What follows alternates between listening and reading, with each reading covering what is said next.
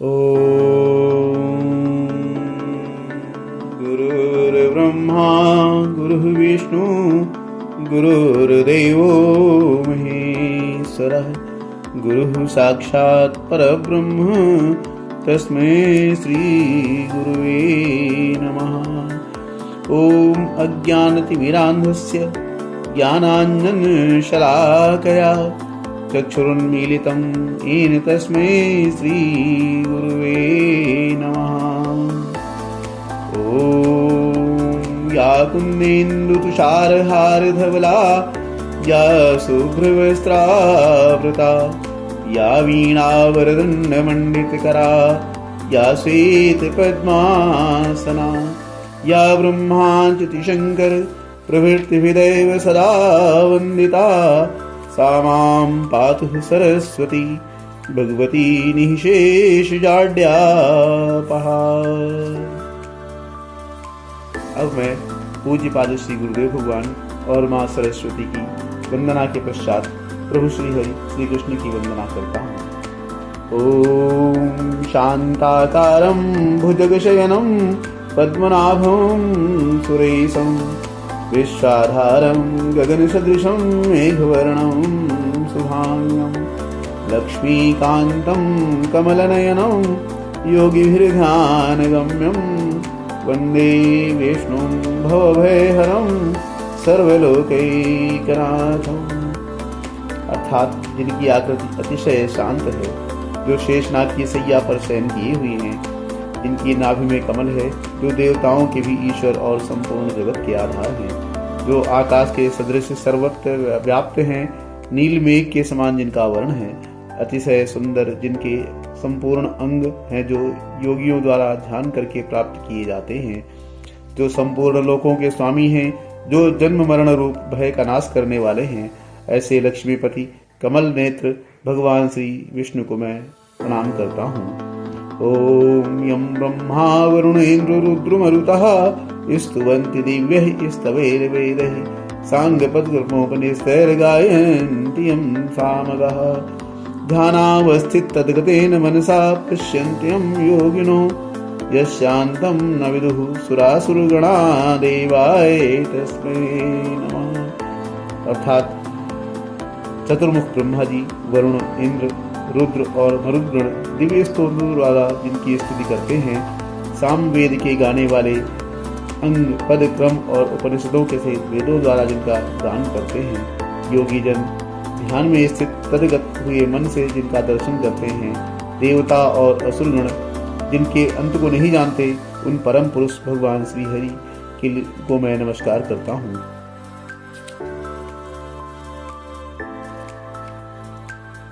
अब मैं भगवान श्री हरि की वंदना के पश्चात गीता जी के महात्म्य की चर्चा करता हूँ।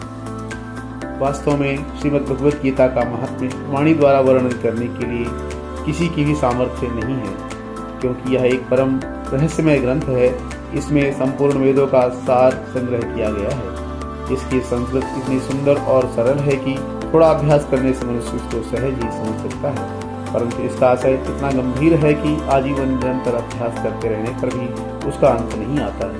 प्रतिदिन नए नए भाव उत्पन्न होते रहते हैं, इससे यह सदैव नवीन बना रहता है एवं एकाग्रचित होकर श्रद्धा भक्ति सहित विचार करने से इसके पद पद में परम रहस्य भरा हुआ प्रत्यक्ष प्रतीत होता है।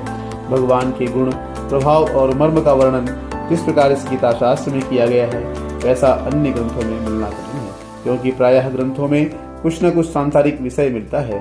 भगवान ने श्रीमद् भगवत गीता रूप एक ऐसा अनुपमेय शास्त्र कहा है कि इसमें एक भी शब्द सदुपदेश से खाली नहीं है। श्री वेदव्यास जी ने महाभारत में श्री गीता जी का वर्णन करने के उपरांत कहा है, गीता सुगीता कर्तव्या किमन्यः शास्त्र विस्तरहि या स्वयं पद्मनाभस्य मुख पद्माद्विनिः श्रिता। गीता सुगीता करने योग्य है, अर्थात श्री गीता जी को भली प्रकार पढ़कर अर्थ और भाव सहित अंतःकरण में धारण कर लेना मुख्य कर्तव्य है, जो कि स्वयं पद्मनाभ भगवान श्री विष्णु के मुखारविंद से निकली हुई है। फिर अन्य शास्त्रों के विस्तार से क्या प्रयोजन है। अतः भगवान श्री हरि ने भी इसके महात्म्य का वर्णन किया है। इस गीता शास्त्र में मनुष्य मात्र का अधिकार है, चाहे वह किसी भी वर्ण आश्रम में स्थित हो, परंतु भगवान में श्रद्धालु और भक्ति युक्त अवश्य होना चाहिए। जिसकी भगवान में श्रद्धा नहीं है, वह भगवान की भक्ति से युक्त नहीं है, उसे गीता पढ़ने का कोई लाभ नहीं है, क्योंकि भगवान ने अपने भक्तों से ही इस प्रकार करने के लिए आज्ञा दी है। तथा यह भी कहा है कि स्त्री, वैश्य, शूद्र और पापी योनि भी मेरे पारायण होकर परम गति को प्राप्त होते हैं। अपने अपने स्वाभाविक कर्मों द्वारा मेरी पूजा करके मनुष्य परम सिद्धि को प्राप्त होते हैं। इन सब पर विचार करने से यही ज्ञात होता है कि परमात्मा की प्राप्ति में सभी का अधिकार है। इस प्रकार कल्याण की इच्छा वाले मनुष्यों को उचित है कि वह मोह का त्याग कर अतिशय श्रद्धाभक्ति पूर्वक अपने बालकों को अर्थ और भाव के सहित से गीता जी का अध्ययन कराएं एवं स्वयं भी इसका पठन और मनन करते हुए भगवान की आज्ञा अनुसार साधन करने में तत्पर हो जाएं, क्योंकि अति दुर्लभ मनुष्य शरीर को प्राप्त होकर अपने अमूल्य समय का एक क्षण भी दुख मूलक क्षणभंगुर भोगों के भोगने में नष्ट करना उचित नहीं है। श्री भगवान श्री कृष्ण की जय हो। ओम श्री परमात्मने नमः। श्रीमद् भगवद गीता प्रथम अध्याय। धृतराष्ट्रोवाच धर्मक्षेत्रे कुरुक्षेत्रे समवेतायुत्सवः मामकाः पांडवाश्चैव किं कुर्वत संजय। धृतराष्ट्र बोले, हे संजय, धर्मभूमि कुरुक्षेत्र में एकत्रित युद्ध की इच्छा वाले मेरे और पांडु के पुत्रों ने क्या किया। संजय उवाच दृष्ट्वा तु पांडवानीकं व्यूढ़ं दुर्योधनस्तदा आचार्यम् उपसंगम्य राजा वचनम् अब्रवीत्। संजय बोले, उस समय राजा दुर्योधन ने व्यूह रचना युक्त पांडवों की सेना को देखकर और द्रोणाचार्य के पास जाकर यह वचन कहा। पश्येतां पांडुपुत्राणाम् आचार्य महतीं चमूं व्यूढ़ां द्रुपदपुत्रेण तव शिष्येण धीमता। हे आचार्य, आपके बुद्धिमान शिष्य द्रुपद पुत्र धृष्टद्युम्न द्वारा व्यूहाकार खड़ी की हुई पांडुपुत्रों की इस बड़ी भारी सेना को देखिए। अत्र सूरा महेश्वासा भीमार्जुन समायुधि व्यूधानो विराटश्च द्रुपदश्च महारथः दृष्टकेतुश्चेकितानः काशीराजश्च वीर्यवान् पुरुजित कुन्तीभोजश्च सैभ्यश्च नरपुङ्गवः युधामन्युश्च विक्रांत उत्तमोजाश्च वीर्यवान् सौभद्रो द्रौपदेयाश्च सर्व एव महारथः। इस सेना में बड़े बड़े धनुषों वाले तथा युद्ध में भीम और अर्जुन के समान सूरवीर सात्यकी और विराट तथा महारथी राजा द्रुपद, धृष्टकेतु और चेकितान तथा बलवान काशीराज, पुरुजित कुंतीभोज और मनुष्य में श्रेष्ठ शैव्य पराक्रमी युधामन्यु तथा बलवान उत्तमौजा सुभद्रा पुत्र अभिमन्यु एवं द्रौपदी के पांचों पुत्र सभी महारथी हैं। अस्माकं तु विशिष्टा ये तान् निबोधति योत्तम नायकामं सैन्यस्य संज्ञार्थं तां ब्रवीमि ते। हे ब्राह्मण श्रेष्ठ, अपने पक्ष में भी जो प्रधान हैं उनको आप समझ लीजिए। आपकी जानकारी के लिए मेरी सेना के जो सेनापति हैं उनको बताता हूँ। भवान भीष्मश्च कर्णश्च कृपश्च समितिञ्जयः अश्वत्थामा विकर्णश्च सौमदत्तिस्तथैव च। आप द्रोणाचार्य और पितामह भीष्म तथा कर्ण और संग्राम विजयी कृपाचार्य तथा वैसे ही अश्वत्थामा, विकर्ण और सोमदत्त का पुत्र भूरिश्रवा है। अन्ये च बहवः सूरा मदर्थे त्यक्तजीविताः नानाशस्त्रप्रहरणाः सर्वे युद्ध विशारदः। और भी मेरे लिए जीवन की आशा त्याग देने वाले बहुत से सूरवीर अनेक प्रकार के शस्त्रों से सुसज्जित और सब के सब युद्ध में चतुर हैं। पर्याप्तम तस्माकं बलम भीष्माभिरक्षितम् पर्याप्तम त्रिदि में तेषां बलम भीमाभिरक्षितम्। भीष्म पितामह द्वारा रक्षित हमारी वह सेना सब प्रकार से अजेय है और भीम द्वारा रक्षित इन लोगों की यह सेना जीतने में सुगम है। अयनेषु च सर्वेषु यथा भागम् अवस्थिताः भीष्ममेवाभिरक्षन्तुं भवन्तः सर्व एव हि। इसलिए सब मोर्चों पर अपनी अपनी जगह स्थित रहते हुए आप लोग मेरी निसंदेह भीष्म पितामह की सब ओर से रक्षा करें। तस्य संजनयन् हर्षं कुरु वृद्धा पितामहः सिंहनादं विनोद्यश्चे शंखं दद्मौ प्रतापवान्।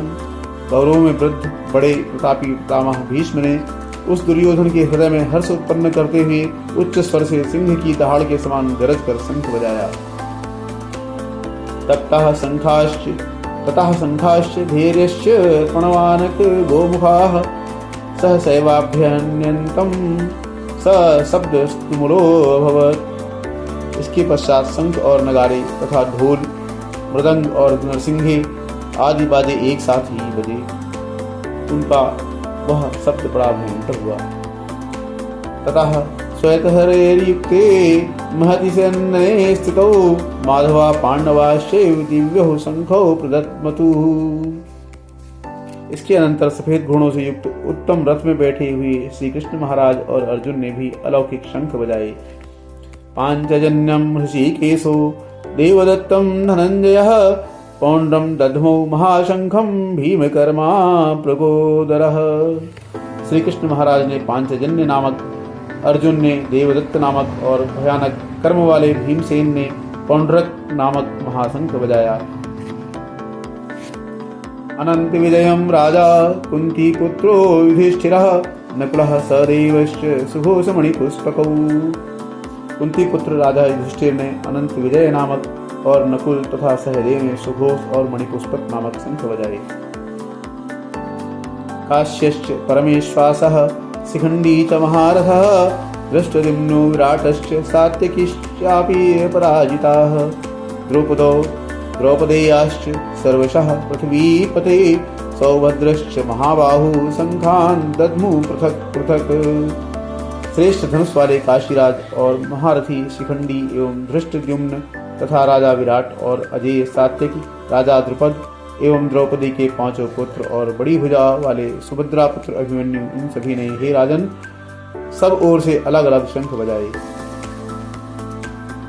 सघोषो धार्तराष्ट्राणां हृदयानि विदारयत् नभश्च पृथ्वीं चैव तुमुलो व्यानुनादयन्। और उन भयानक शब्द ने आकाश और पृथ्वी को भी गुंजाते हुए धृतराष्ट्रों के अर्थात आपके पक्ष वालों के हृदय विदीर्ण कर दिए। अथ व्यवस्थितान् दृष्ट्वा धार्तराष्ट्रान् कपिध्वजः प्रवृत्ते शस्त्र संपाते धनुर्द्यम्य पांडवः ऋषिकेशं तदा वाक्यमिदमाह महीपते। हे राजन, इसके बाद कपिध्वज अर्जुन ने मोर्चा बांधकर डटे हुए धृतराष्ट्र संबंधियों को देखकर उस शस्त्र चलाने की तैयारी के समय धनुष उठाकर ऋषिकेश श्री कृष्ण महाराज से यह वचन कहा, हे अच्युत, मेरे रथ को दोनों सेनाओं के बीच में खड़ा कीजिए। अर्जुन उवाच, सेनयोरुभयोर्मध्ये रथं विस्थाप्य मे अच्युत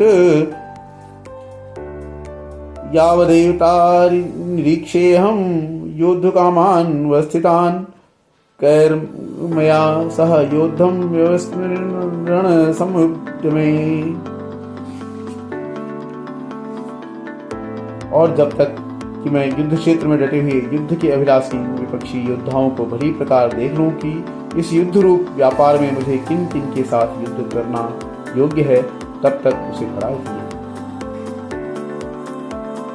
योत्स्यमनान्वेक्षेऽहं य एतेऽत्र समागताः धार्तराष्ट्रस्य दुर्बुद्धिर्युद्धे प्रियचिकीर्षवः।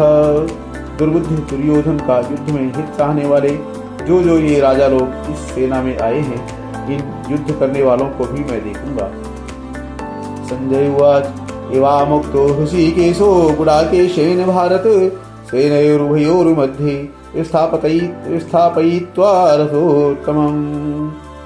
भीष्म द्रोण प्रमुखतः सर्वेषां च महीक्षिताम् उवाच पार्थ पश्येतान् समवेतान् कुरुरिति।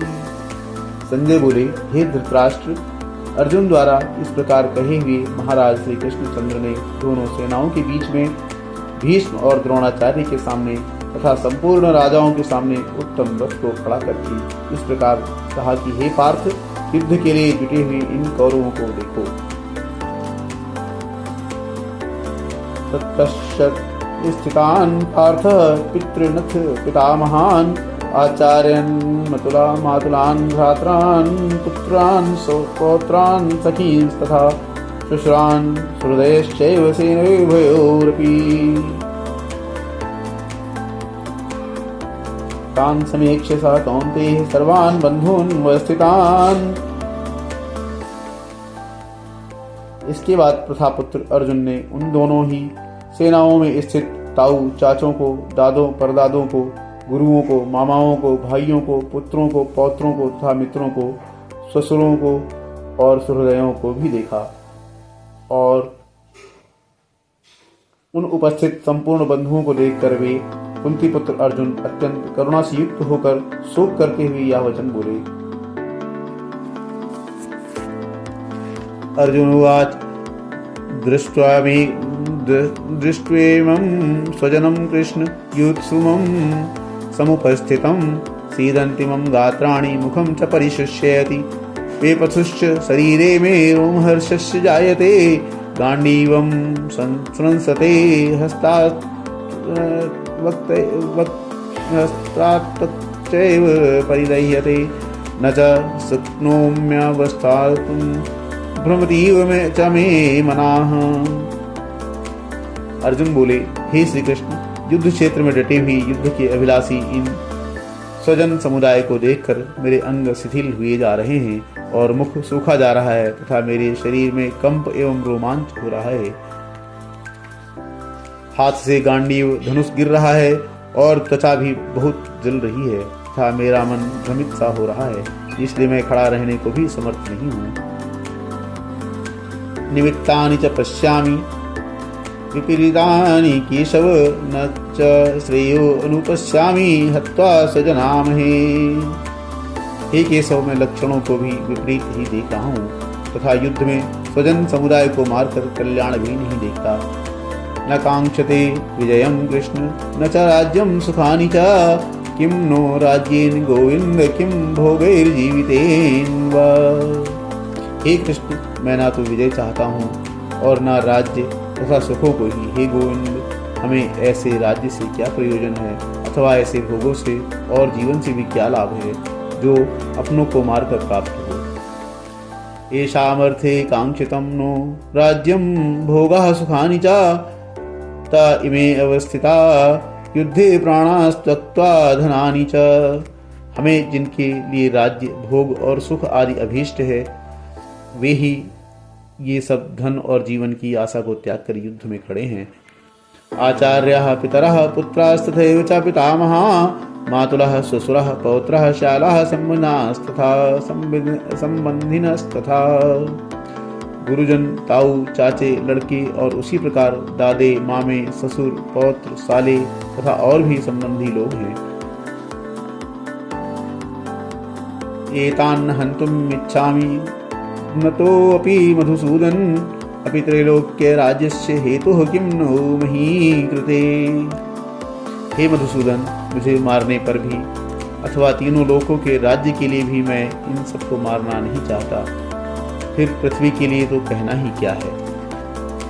एतान् निहत्य धृतराष्ट्रः का प्रीति स्यात् जनार्दन पापमेवाश्रयेदस्मान् हत्वा तान् आत्तायिनः। हे जनार्दन, धृतराष्ट्र के पुत्रों को मारकर हमें क्या प्रसन्नता होगी, इन आतताइयों को मारकर तो हमें पाप ही लगेगा। तस्मान्नाह वयं हन्तु धृतराष्ट्रान् स्वबान्धवान् स्वजनं हि कथं हत्वा सुखिनः स्याम माधव। अतएव हे माधव, अपने ही बांधव धृतराष्ट्र के पुत्रों को मारने के लिए हम योग्य नहीं हैं, क्योंकि अपने ही कुटुंब को मारकर हम कैसे सुखी होंगे।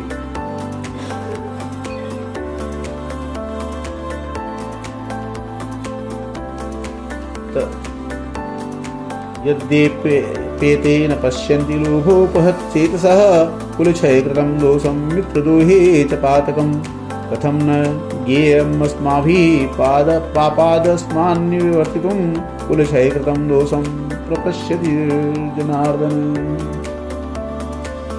यद्यपि लोभ से भ्रष्ट चित्त हुए लोग कुल के नाश से उत्पन्न दोषों को और मित्रों से विरोध करने में पाप को नहीं देखते, तो भी हे जनार्दन, कुल के नाश से उत्पन्न दोष को जानने वाले हम लोगों को इस पाप से हटने के लिए क्यों नहीं विचार करना चाहिए।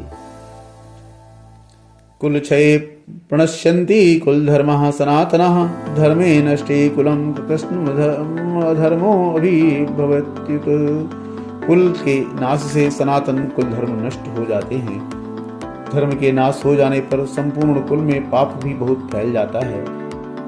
अधर्माभिभवात् कृष्ण प्रद्युष्यन्ति कुल स्त्रियः स्त्रीषु दुष्टासु वाष्णेय जायते वर्णसंकरः।